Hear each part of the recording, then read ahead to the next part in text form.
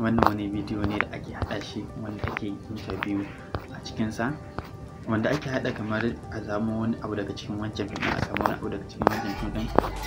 a haɗa su domin wani ya kasance a tsakani yana magana ko yana tambaya, wani yana ɗauko magana da wancan yi ta cikin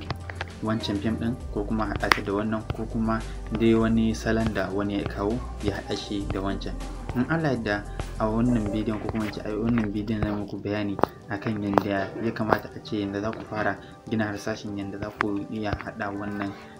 bidiyon. Dan uwa da fari idan wannan ne farkon zai wannan channel din, kar ka manta ka danna subscribe kana kuma ka danna alamar karrawa domin kasance dukkan shirye-shiryen mu da zaran mun dora. Kar ka manta ka danna alamar like idan wannan bidiyon ya burge ka.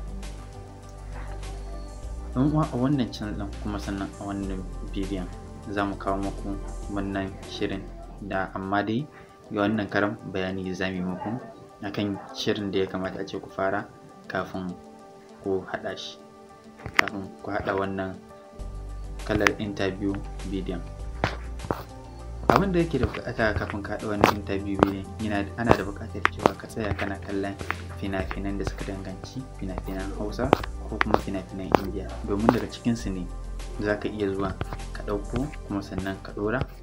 a channel ɗinka. Daga ƙarshe a cikin bidiyon da za mu kawo muku a nan gaba za mu nuna muku yanda za ka sauke wa bidiyo copyright, ko da a ce bidiyo yana da copyright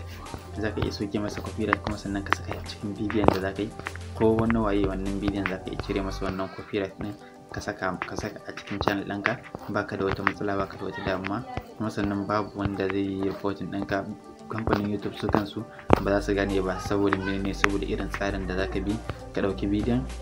ba wai downloading ɗinsa za ka yi ba, kawai dai za mu nuna muku yanda za a yi ka ɗauki bidiyon, kuma idan ka ɗauki bidiyon za ka ji daɗi domin za ka yi dukkanin wani abu da ya kasance mai haƙƙin mallakan shi yana yi, za ka yi kai ma, domin a wannan ɗaukan da za ka yi babu doka a kansa, babu wani haƙƙin mallaka. Na gaba kuma ya kasance kana da lokacin zama domin ka ɓata lokaci domin yin tunani akan wannan abun. Idan ya kasance ka tsaya ka ɓata lokaci kana tunani akan wannan abun, to shine nan za ka iya yin abun ya fito ya kyau. Sai kuma na gaba shine ne ya kasance kana da kayan aiki kamar mic da waya, ya kasance kana da mic da waya, ko kuma a ce ba za ka fito a cikin bidiyon ba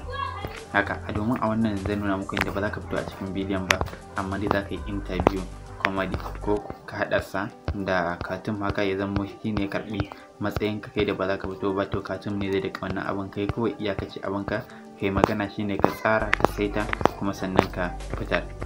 shine kawai tsarin ka. Zaka iya wannan ka ɗora akan channel ɗinka kai tsaye. Dan uwa wannan shine ƙarshen bidiyon namu.